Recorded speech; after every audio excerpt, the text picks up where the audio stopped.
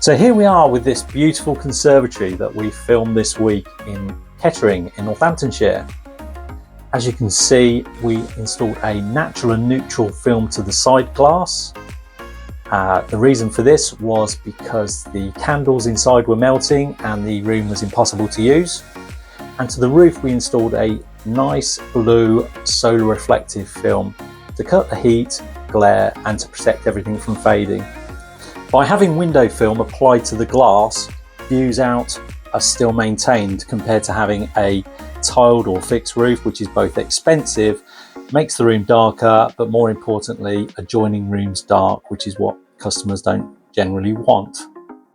If you would like to find out more about window film and how you and your conservatory can be protected, visit our website at www.smashgard.co.uk or give us a call on 01604 434 028.